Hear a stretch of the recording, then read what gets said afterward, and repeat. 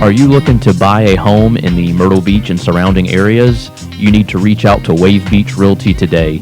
Wave Beach Realty has been around since 2013 and is a local family-owned company. We specialize in investment properties, single-family homes, multifamily, and condo-tels.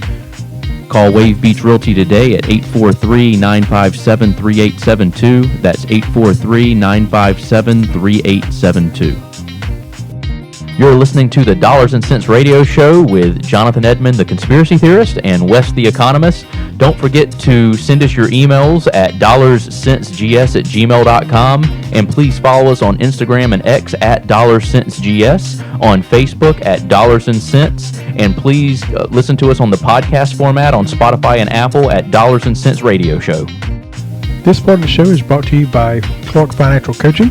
Reach out to us at coachwesc@gmail.com. That's coachwesc@gmail.com to get a free consultation to help you get your financial picture in focus.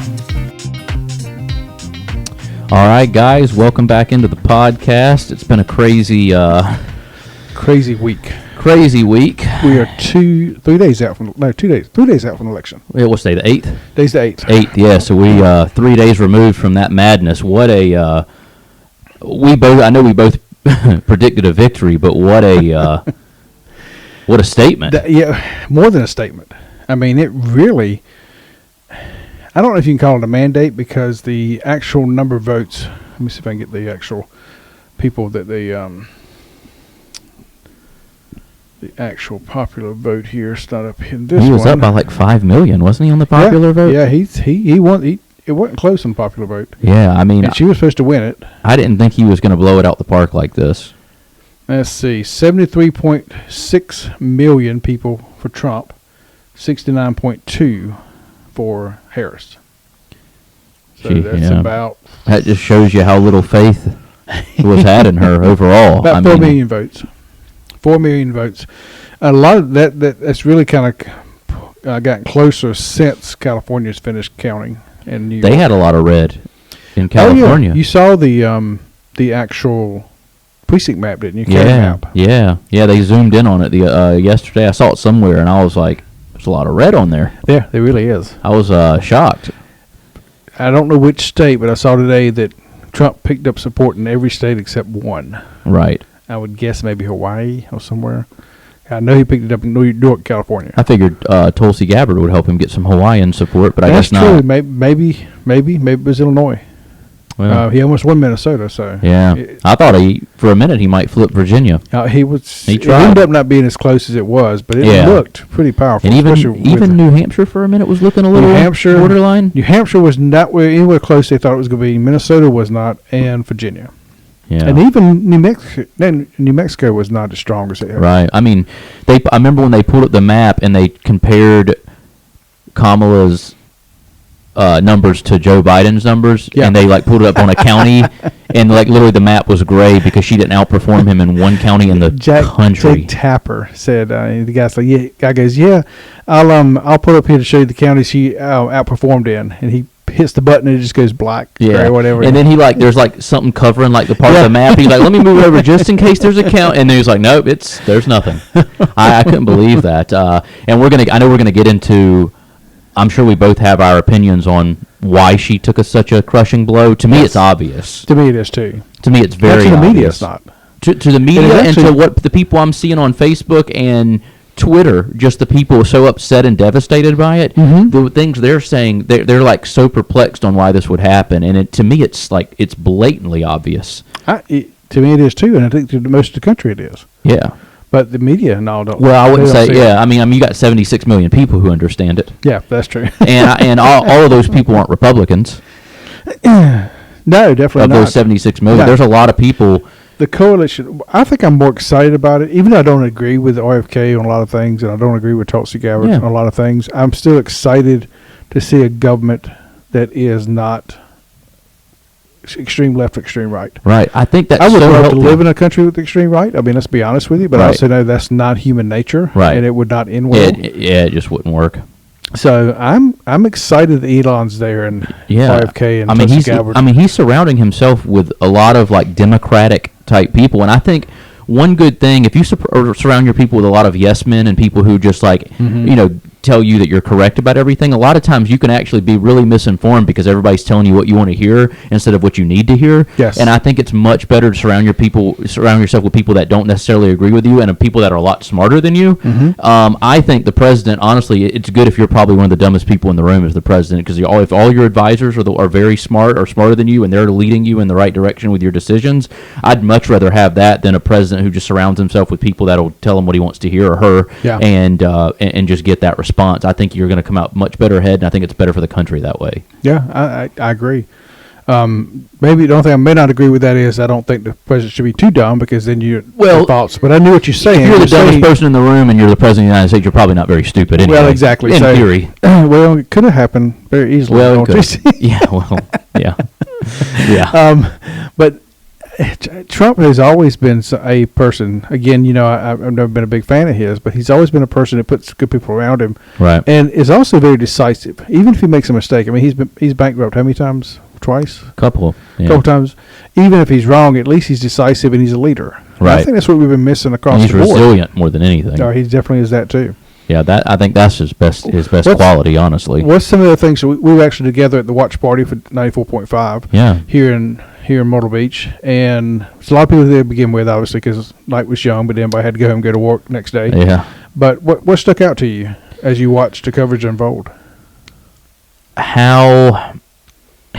What blew my mind the most, at first it was just early on, you were getting states call, you really didn't know where it was going to go, but as the night progressed, it was obvious that it started getting pretty obvious he was going to win, and it was pretty obvious that a lot of people were in denial about it on the media, and it just kind of opened my eyes again to how biased they are, and how many issues there are, and it's because a lot of it's because of the media and what they do, and I think that just like opened my eyes more to really why they lost. And I know we're going to get into that in another segment, but that's what I just noticed. Like they would refuse to even like acknowledge him states that it was clear that they had no path to win. Like, so I was watching once I got home until I fell asleep, I had it on ABC because their coverage was the best. I like their maps the best. Yeah. It was just the cleanest. They did a good job of at least tracking everything compared to some of the other stations.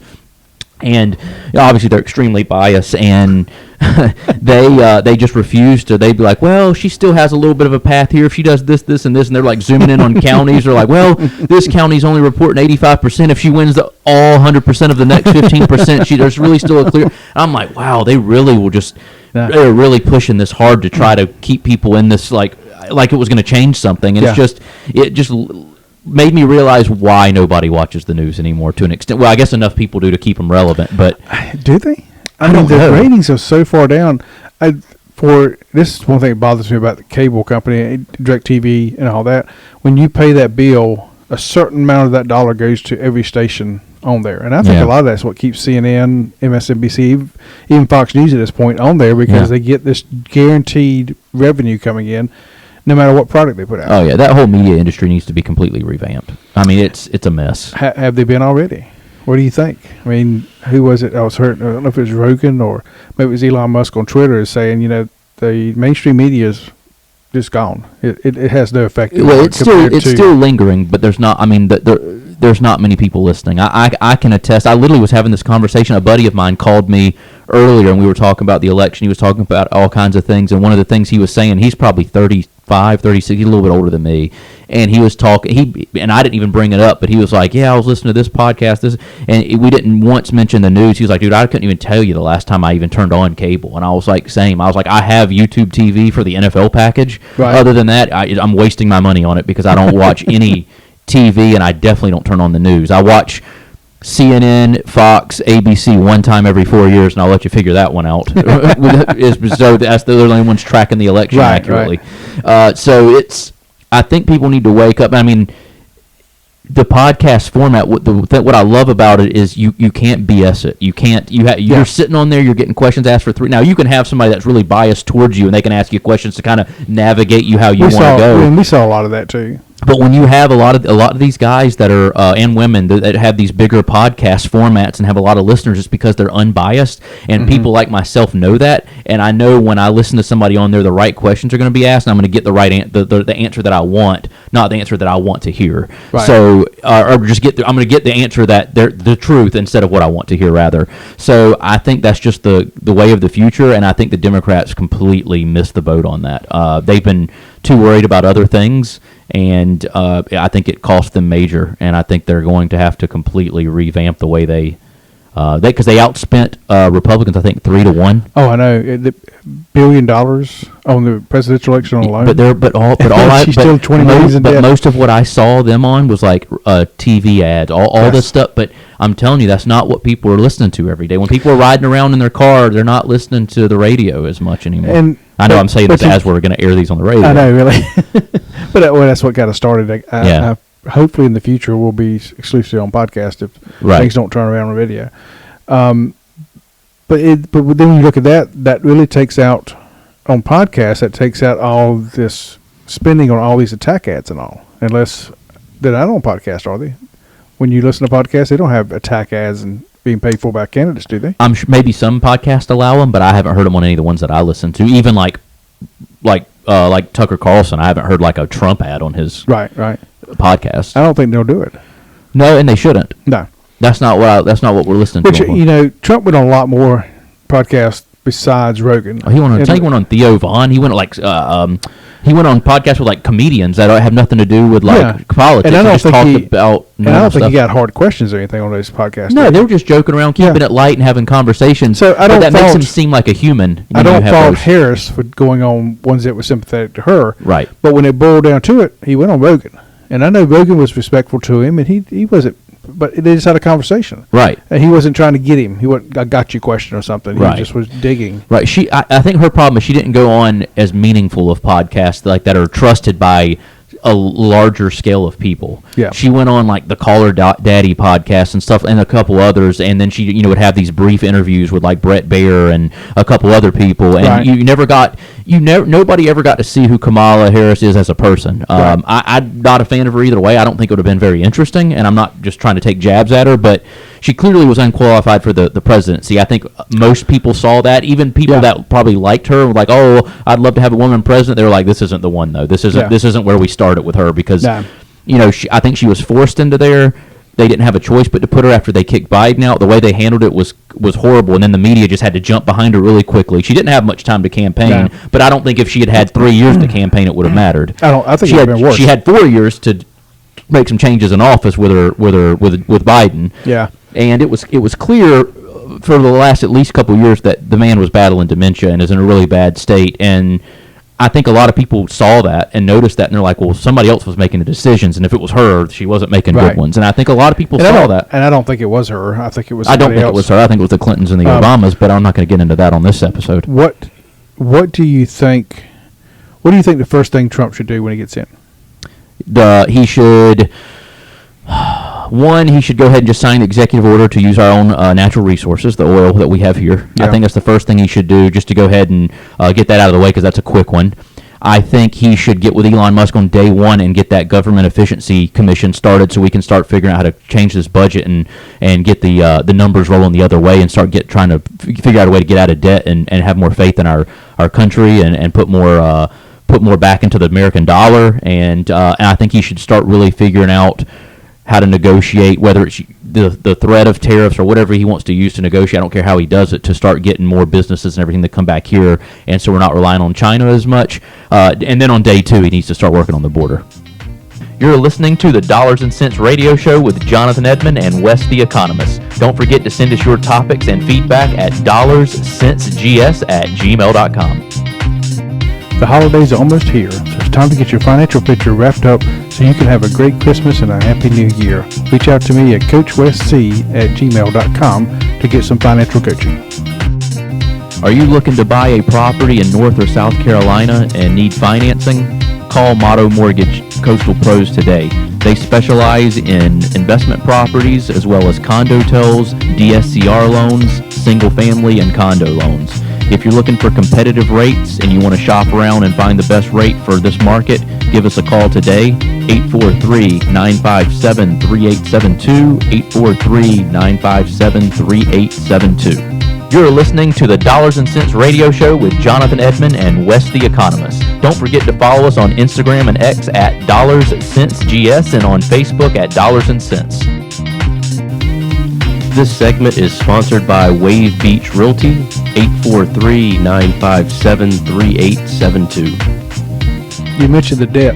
I think that's the big one. Yeah. I actually did a tweet today. I tagged Elon and Trump in it. They'll never see it, obviously, but that, to me, that's the most important thing looming on us. If we don't get that debt under control at this point, I don't think there's anything that's going to be done. But there's a lot of stuff he can do on the first day. I think he's going to have that. I think he's more organized this time than last time. He's going in with his eyes wide open. He wasn't going in blind. He went in blind last time, and I think he had a lot of people around him telling him who to put around him, and I think those were a lot of the wrong choices. That's why he had to start firing everybody. Yeah. He was stuck with a lot of bad people. He got rid of a lot, but some of them you couldn't. I mean, literally firing somebody in Washington is almost impossible. I'm trying to think. The Secretary of the Interior.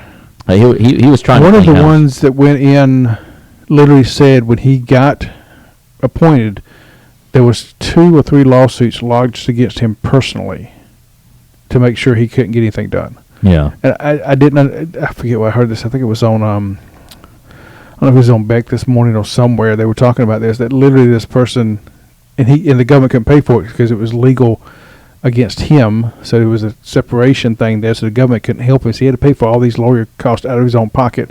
But yet he's fighting something personally based on what he's going to do in the job.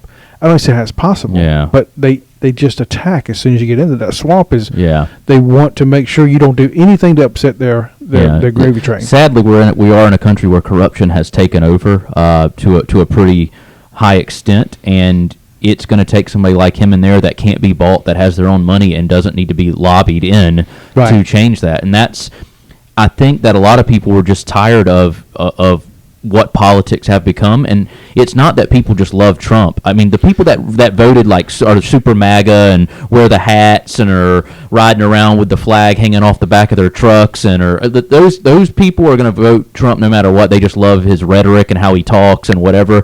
But the people that voted for him that were unexpected, the independents, probably some liberals that won't admit that they voted for him, those people were just tired of the other. It had nothing to do with Kamala Harris. Those people were just tired of the corruption and a lot of the other stuff going on that other side. The same thing happened in 2016. I explained it for years, and nobody wanted to believe it, that he didn't win. Oh, that's coming across, didn't it? Yeah. Let's get that down. He didn't win because he was Trump. He won because he wasn't a politician. Right. And because history has shown us in recent years that politicians just lie. They say what you want to hear, and they get into office and do nothing to better your life. And now, I'm a big proponent that at the end of the day, and I think people need to hear this and should really take this seriously, that no matter who's in office, the only person that can better your life or change your life is you. It doesn't matter what policies are in place. Now, they may be able to make the economy better and make the cost of living a little bit better, but at the end of the day, waiting for a certain politician to get in office or being upset because another one didn't get in and thinking that because somebody got in, your life's going to directly change because of it, I think that's a big mistake. And more people, we're in one of the freest countries where if you work hard at something and you want to put in the time and effort to be a better person and to be successful, all you have to do is put in the work and not make excuses. Right. And I think so many people sit around and they wait for handouts and they wait for, Kamala's going to get in and she's going to do this and she's going to do that. And it doesn't matter what she does. It's not going to necessarily directly better your life where you're going to notice it on a day-to-day basis. But so many people think that it matters who's in office, which there's a lot of things I think Trump can do that will be better for the country and help us. But I know my life isn't going to directly change on a day-to-day basis because he's in. I can't just slack off now and not do anything for my life to be better. But I think what he's going to do is your hard work's going to pay off more. Right. I got this clip. It's about a minute long. I don't know if you've heard this yet or not. Let's see. Since we're on podcast, I don't have to worry about bleeping anything. There we go. So let's see if this will play through. It is not. I think you turned the volume down. Because I turned the volume down because it was clicking. Yeah. Are like Trump. That let's got to stop thinking that the people... Let's see. Let's see if this will do better. Got to stop thinking that the people who support Trump are like Trump, that they speak like Trump, that they act like Trump. Who? They don't. They want to hire Trump to do a dirty job. They want him to be a virus to the political corpus. They want him to disrupt, to destroy, to demean those that they disrespect and dislike, the system that they distrust and despise. They want someone to do what they believe has been done to them and that they cannot do themselves. That's why they don't care that he exhibits terrible behavior, because they're putting him into a terrible place. If you're sending somebody into the jungle, do you really care if they're a savage? You see what I'm saying? And you have to understand it that way. You may not agree, you may not accept, you may not like, but that's what it is. Yeah, that's accurate. That's very accurate. Very accurate. Yeah, I mean, I don't think he voted for Trump. But if they're finally getting it. Yeah, I mean, you're sending him into government where it's cutthroat. Everybody is. Yeah, we got a problem with the video with that, but the whole video actually, because it's not plugged up. I forgot to plug it back up. Yeah. So anyway, we'll have to. This one won't make the video again. Yeah. We got to get that better. I know. That's okay though. People are starting to get it. They really are. Yeah, I think so. It's it's sad where we're at as a country, but I'm hoping now that he's in. Maybe I'd say now. I think he has toned down his rhetoric a lot lately. But if he toned that down a little bit more, but he still is aggressive and does what he does, and he surrounds himself with the right people, which it looks like he is. I have a lot of faith in the people around him. I'm more excited about what the cabinet's going to look like than I am just like, Trump won. Because one man's not going to change anything. No. If you don't surround yourself with the right team, it doesn't matter how good you think you are. Well, he's got estimates put it out there at 5,000 to 10,000 people he has to politically appoint to run all these agencies. Yeah, it's going to take some time, but luckily he's got a little bit of time to get it figured out. No, it's not going to take any time because he's been doing it for 6 months at least. That's true. What I'm saying is he's still got a little bit of time until January. Yeah. He's got a bit of time, but the neat thing about it is he's had this transition team now going for a while. He had some people already in place looking at people for different spots. Right. That usually it takes a few 100 days or more to get people into spots. That's not going to happen. He's going to have his list as soon as he gets there. These are the people I want. Put them in place. Right. And I think that to me that's amazing. Yeah. And literally, because usually what happens is, okay, well, such and such gave this much to campaign, or this person worked hard in this state, I'll give you this spot. It's none of that going on. Right. If you haven't shown yourself to believe like I believe, and I want the waste in government gone, he's not going to put them in place. Right. Yeah, so it's going to be a good thing, I think. And now, obviously, the ball's in his court. He's got to make everything happen. But I think, as long as he has the right people in place and he continues to be steadfast and consistent and persistent, and does what he did the last time he was in office, but with a better crew around him, I'm excited to see what happens. But yeah, it's going to be we're in an interesting time. But I'm very optimistic that things are going to get a little bit better. I'm afraid he's only got 2 years to get stuff done. Right. Now I hope if those 2 years come out really good, that somehow we'll keep the Senate and the House. Right. But if he loses one or the other or both, then the last 2 years are a lame duck. Right. He can't run again. Right. That brings up another question. The left was so scared, or they are still scared. I heard, what's her name, Kathy Griffin this morning. Oh, my gracious, she's so talking about her. I mean, just I don't understand how to even get this stuff. They think that he's going to become a dictator. Did they not know about our system at all? They think that he could become a dictator. It's just ridiculous. They really think the why would he wait till now though? Like, why would he just not do it the first 4 years? Especially like if he wanted to be a dictator, as soon as he lost the last election, he would have just stayed in power and been a dictator. He'd be like, I'm just going to kill my political opponent. It's not. Yeah. He literally left. I mean, granted, I know we had all the January 6th stuff, but he didn't. He left office. To me, that's the biggest farce. I won't get into all that. As soon as they said insurrection the first time, I said there's the key. Yeah. They keep branding him an insurrectionist because of the Constitution, and they're still fighting it. Oh, yeah. But it's never been even brought up on charges for insurrection. Right. But you can't tell people like Kathy Griffin, they don't get that. They don't understand how things work. She also doesn't understand, out of that, what did I say it was, 73, 74 million people? Out of that 74 million people, I would think at least 50 or 60 million of those would help people take him out of office. Right. I mean, it's probably a lot more than that, actually. Yeah. People are not going to stand for him trying to take another another Trump. No. These people that support him support the United States. It's not a cult for Trump. No. So 73.5 million people, 73.6 million people. I mean, I would even say 60 million of those would be happy to stand up and take him out of office. Yeah. Along with the other 69 million that voted for Harris. I don't know anybody that would be for him forcing himself or rewriting the law to get a third term. Nobody else has done it. He shouldn't either. I mean, nobody's even having that conversation like that. It's a possibility or something that people want. I could see some. I mean, I'm sure some far right lunatics like are sitting in their single wide with their shotguns. I'm sure if I went deep enough on the web. Yeah, I mean, you can go far right and left on either side. Exactly. I mean, you're going to find that. That's out there no matter what. It's out there, but it's not mainstream. It's not. Most of the people who voted for him are not going to stand for it. Right. They like Kuma, and I can't believe Chris Cuomo said that stuff. Yeah.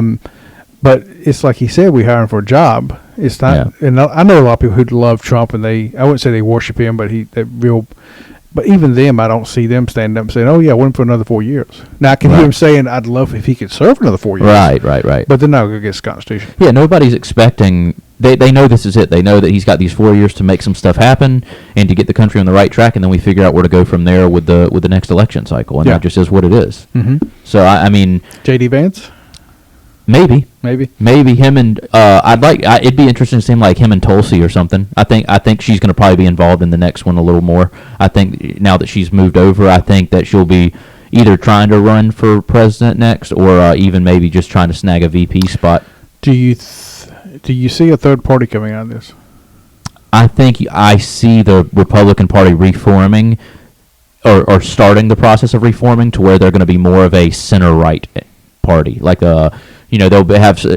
I don't think it'll be a third party. No, it could, but I don't think so. I think you're going to see I think you'll see the right move just a little more centrist on some things. I think because you're bringing a lot of Democrats over that would push it a little more centrist if they get in. Definitely. Has Tulsi or RFK neither one of them has become Republicans, have they? I think Tulsi became a Republican. Did she really? I don't think RFK did anything. He's still, I guess, technically an independent now. I mean, he's Democrat, but but he, obviously endorsed Trump. He's going to be part of the cabinet. Trump basically just said you can have free reign of whatever you want, as far as making us healthy, whether except it's petroleum. He does say don't touch the liquid gold. He made a point in his speech to say that. Yeah, and I think, but that's just it. Okay, RFK knows. I'd love to do something with that, but I can't. But he's given me an opportunity to make a difference here. Yeah, so I'm going to go make a difference. Whereas in times past, for the last 20 years, I think people are like, well, no, if I can't do everything, I don't want anything to do with it. Right. So right. Yeah. So I think. Having him in there, I mean, I think there's a lot of countries that don't have that there's stuff that's in our food and our processed food that is not in other countries. That's probably making our cancers and stuff a lot worse and a lot prevalent. And I think if he can get in there and make some changes and really, do some things so that these government entities that overlook like the FDA and these, if he can revamp those and revitalize a little bit so they care more about the American people, I think that would be something good for the country. I think a lot of that. Stems into some of the mental health stuff that's going on and all the bad stuff that's in our foods. And if we could change that a little bit, I think that's just one more good thing that could come out of this administration. I know that's just one small part of it. There's a lot of other things that need to be done, but I think we should, as sick as we are as a country, I think that needs to be addressed. And I think obviously he's got the top three to me are Elon, Tulsi, and RFK, but there's other ones too that have come over, that have left the Democratic Party and come over. Yeah, and then you've had a lot of people in the Republican Party who have stood up and said, "Okay, J.D. Vance, he was another Trumper, right? In 2016, he didn't want anything to do with him. Yeah, and that was one of the things that people were upset about him being chosen because he hadn't always been faithful, which is fine. Yeah, exactly. I think it's better. Like he something changed his mind and said, "Actually, I kind of like this guy." He stands up for a lot of the BS that's going on and a lot of the things that are wrong with the political system, and I'm going to come over here and join him. So I think JD ended up being a great pick. I think if you look at the other side, Waltz ended up being a horrible pick. She should have taken Shapiro, but definitely so. Yeah. But I wonder if she took Shapiro, would it have changed Wisconsin and Michigan? No. So no, I'm telling you, they lost Pennsylvania, but. Take 19 away from 312. I don't know that you lost Pennsylvania. I'm not sure either, but take it away, you still got 295. Yeah, either way he would have won, but I don't think he would have lost Pennsylvania. Either way, he'd have been over 270. But definitely. I think the stuff people were tired of had nothing to do with whoever she would have picked or didn't pick. Now, would have been better if she'd have picked Shapiro. Yeah, but maybe she would have got a few more electoral votes, but I don't think it would have changed any outcome. I think there's enough people tired of what they see, and you've got a lot of these guys on the podcast. We're starting to call all that out, and these are all people that are famous that I've never heard say anything relatively conservative whatsoever. If you look back 10, 20 years ago, every person who was famous, you just assumed they were blue. Right. And now you see these people coming out and speaking for people that don't have a voice on their platforms, and I think that's the biggest thing that's helping push what I would say the reforming of this Republican Party. So I think it's I'm optimistic. I'm very optimistic about it. I am too. And you look at what he pulled to actually get the win. I was trying to pull him up here on my iPad, the different groups that helped him swing it over. Yeah. He actually, let's see. Yes, see, I pulled up these notes. I want to go to some of these places and teach them how to actually show numbers so you could actually read them. Yeah. I think a lot of it is, I really believe that people writing these articles don't understand the numbers themselves. Probably. So they don't know how to present them so you can actually read them. Right. I had one up here a second ago. Let me pull it back up. It seemed to be a little bit better. But it's literally digging into which one switched over, what helped him get elected. And again, they just don't, nothing here. But like in Georgia, the African-American vote, men, 25%. Yeah. Up from like 10%, 11% yeah. last time. He pulled 17% of the African-American vote in Pennsylvania. Yeah. And I think last election cycle was 8. Yeah. And those shifts made it happen. Yeah. And it doesn't help. Well, I'm telling you what they do when they start labeling everybody as a Nazi and racist and all that, and then you see that he gets that high of the black vote. It's like, listen, nobody's buying all this mess anymore that you guys just spew and lie and push these narratives, and it just gets so old. And that just every time they spoke or the news opened their mouth or brought up like the hoaxes that have already been disproven, every time they did that, they just pushed another voter into his arms without him having to do anything. No, not anything. Hispanic vote, these are nationwide. About, they don't have exact numbers on it, about 42% went to Trump. The African-American vote overall looks like about 15%, which is up from single digits. Yeah. Other races was around 45%. Whites, about 55%. But age group surprises me, 18 to 29. What percentage do you think they voted for Trump? Those are your podcasters. I would say 65%. Oh, wow, really? Not quite that much, but about 47%. Oh, I thought he would have been over 50% with that age group. I mean, maybe males. The ones, that's male and female. That's male and female. Oh, okay, that skews it down. Females tend to just vote Democrat. Well, that's just it. It's going to be the old adage is if you don't have a heart when you're young. In other words, if you don't have it, if you're not a Democrat when you're young, you don't have a heart. If you're not a Republican or conservative when you're old, you don't have a brain. Yeah, that's makes sense. 30 to 44s, just a little bit higher, maybe 47%. Yeah. 45 to 65, about 52%. 65 plus, about 51%. Yeah, it sounds about right. Urban, you guess who the urban went for? Yeah. Harris had about 35, 50, 65, 70, 65% of that. Mm-hmm. Suburban, Trump only got about 48% of that. Rural, though, he got about 60% of that vote. Yeah, it makes sense. Oh, you asked about genders. So, yep, men, 18 to 44, 52%. Yeah, I'm surprised it's not higher. Women, about 45% for Trump. 45 plus, that's all it breaks down on this certain one, is 55% men went to Trump, and about 45% of women went to Trump. Yeah, the numbers actually don't surprise me. I think I'm surprised he didn't actually take a little bit higher on some of these numbers. Yeah. I mean, just with what I'm seeing and just all the stuff I was hearing every day, I'm surprised it didn't go higher. I was shocked because I thought they would be able to cheat. I wasn't shocked because of him winning the way he did. Do you think they cheated? I think if you look at the numbers between this election and last election, there's a lot of disparities in the number of people that voted, and I think You've been a politician now. There's a lot of questions to be asked about how they won that last election. Oh yeah, definitely. But first question: do you think they cheated this time? I think they attempted to. I think that it was being watched so closely this time. I don't think they were able to. I think what they didn't anticipate when they were running their numbers is how many people would on the Republican side would early vote. Yeah. And so they just anticipated the number of Republicans that would show up for the on election day, and they were like, all right, we probably only need to do this much. They completely were thrown off when, I mean, every Republican went out and voted early. Yeah. I mean, and I think most of your independents went out and voted early, and they made up their mind quicker than people thought. And I think the ones that were on the fence, as soon as he was on those couple podcasts, I think they made up their mind pretty quick when she refused to do it. Most of the people, I saw one number that said most of the people who voted on election day had made up their mind before September 9th. I believe it. Who they're going to vote for. Yeah. Back to your women and men. White women, about 52% for Trump. White men, about 60%, 58% for Trump. Hispanic, this is the one really made the Democrats mad. Men, about 48% of men, Hispanics, voted for Trump. And about 42% of women, again, I wish they just had the numbers on here, but they... Yeah.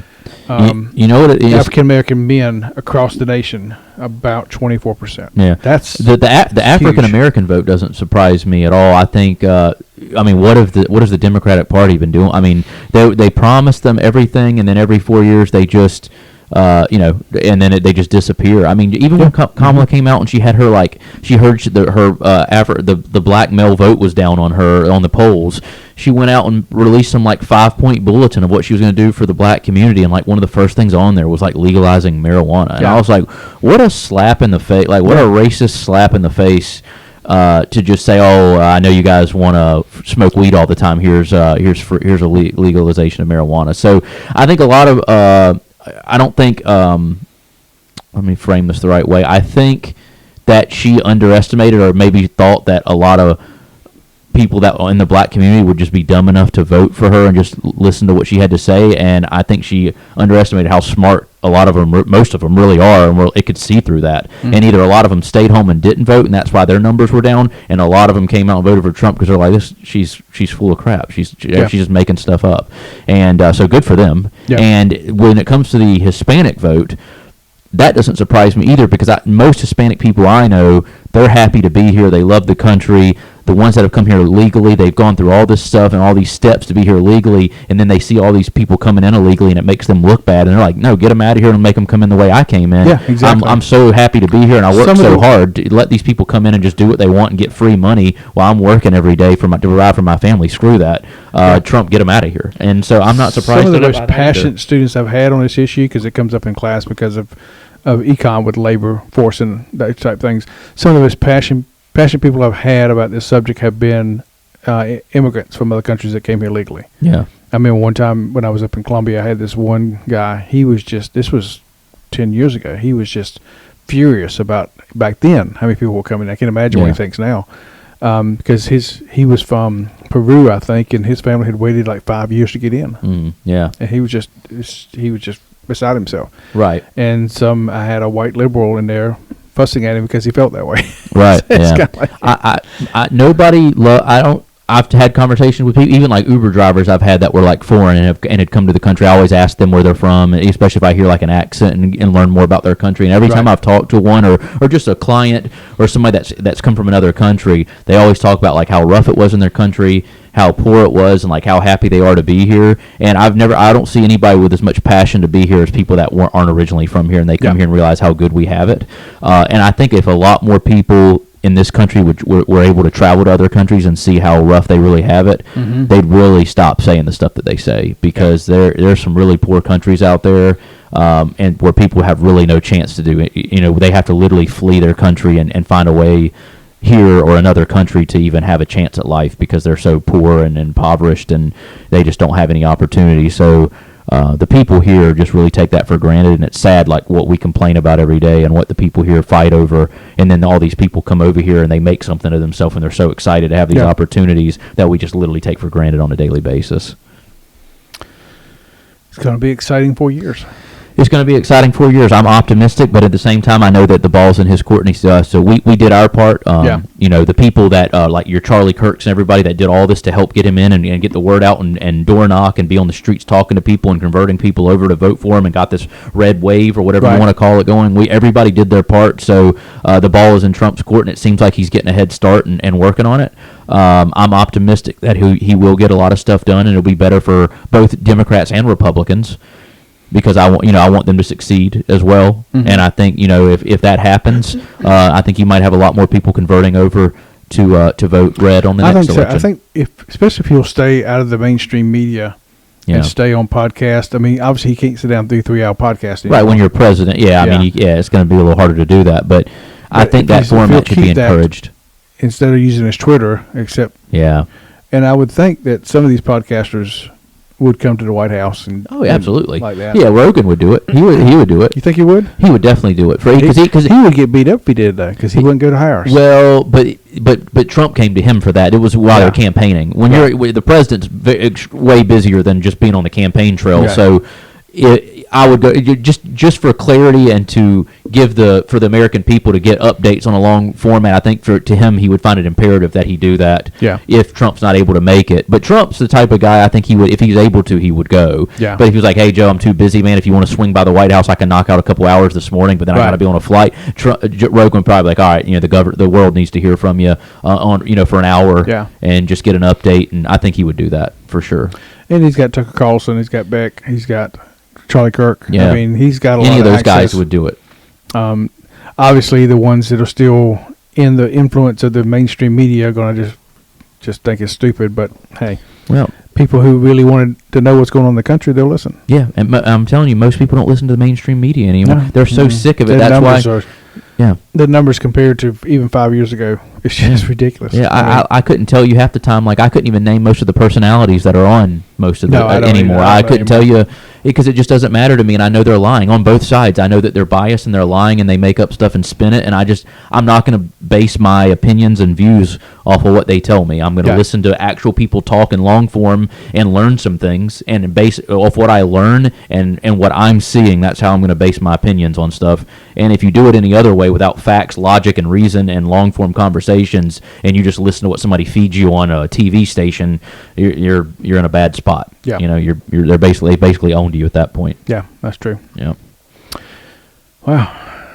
40 minutes. Anything else you want to hit on this before we close out this edition? I think that I'm sure we missed some stuff that we'll think about later, but I can't think of anything right off my head. No, I think that's all. That's pretty much it.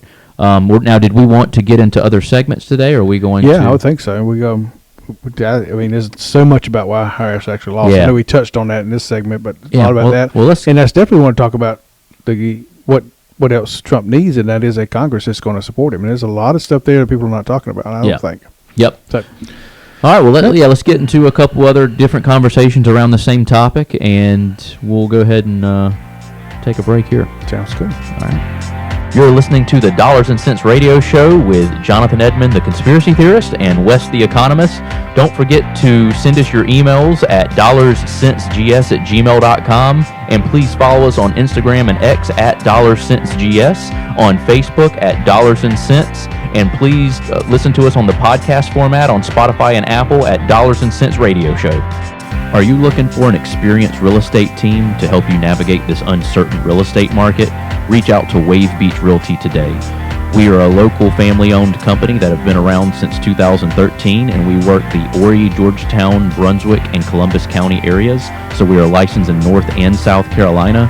Whether you're looking to buy or sell and you want an investment property, single-family home, condo, multifamily, or raw land, give us a call today and we can definitely help you. Again, that's Wave Beach Realty. You can reach us at 843-957-3872, 843-957-3872, or you can reach out to us by email at jjedmund92@gmail.com. That's jjedmund92@gmail.com. That's Wave Beach Realty. Give us a call today. There's still time to enjoy the water, so reach out to Real King Charters and book today for a sunset cruise or a sightseeing time out in the ICW and into the ocean. Reach us at realkingllc@gmail.com. realkingllc@gmail.com. If you like the economics part of the show, then check out my podcast, Econ Sense. You can find it on Spotify or on Apple Podcasts.